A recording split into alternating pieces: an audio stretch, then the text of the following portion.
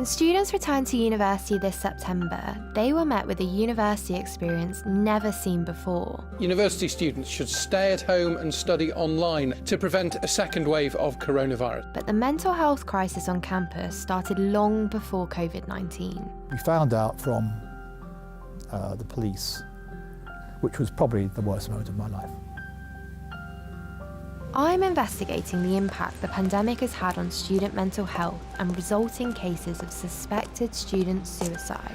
And I'm finding out what's being done to support it. There's a mental health crisis with or without corona, especially among young people. What has been like as a person and a friend? Do you think the kind of culture around mental health and talking about it has changed since you started? This is affecting students now, but for Will's mum and brothers it's still too fresh. They were just emails being sent off into the void, but are emails enough? Like, are emails enough when students' lives are at stake?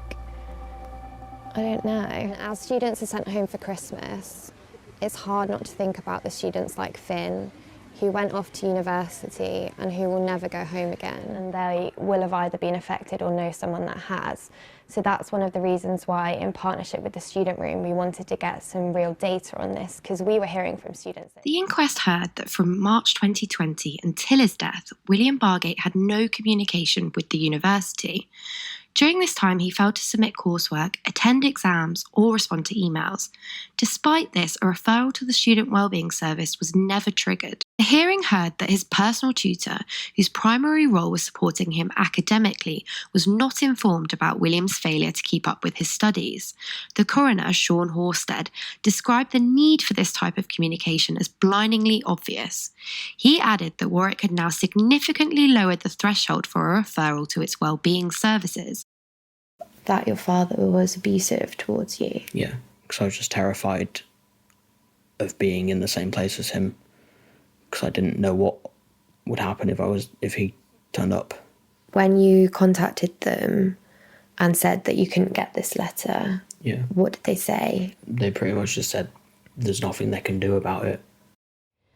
What would you say to them about how that system's operating?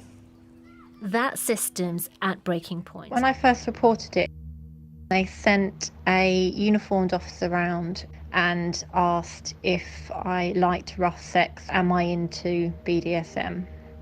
It still seems unreal when I think he strangled me. He wanted to take the oxygen, the breath out of my body. Like, that is one of the most sinister things that you can do to any other humans. But for some women, their cases never even made it to court. Like Lucy, who is 23 years old. After leaving an abusive relationship, Labour's Harriet Harman is one of the MPs who sponsored the bill. I think this will have implications for the Crown Prosecution Service, and I'm seeking a meeting with the Director of Public Prosecutions. Despite an open rape vaginally or took pictures up my skirt of my crotch. He said, "It's not rape, you want this." Newsbeat. BBC Newsbeat. The restrictions have seen the revenge porn support line, which is funded by the Home Office, see an 86% increase in people looking at its support pages. It's gone from an average of 967 to 1,803 a week. Hannah Price has been speaking to the families of two students who, according to the families, took their own lives in the... 6 days after going missing, Will's body was found near his home in Essex. His family discovered Will, a second-year student at Warwick University, had missed coursework deadlines and exams. They had no concerns about his mental health.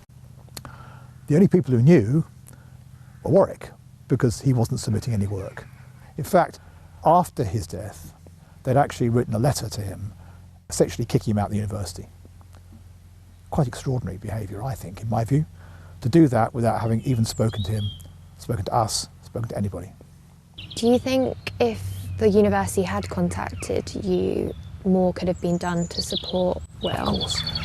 I am personally convinced that had they contacted us, Will would still be alive today.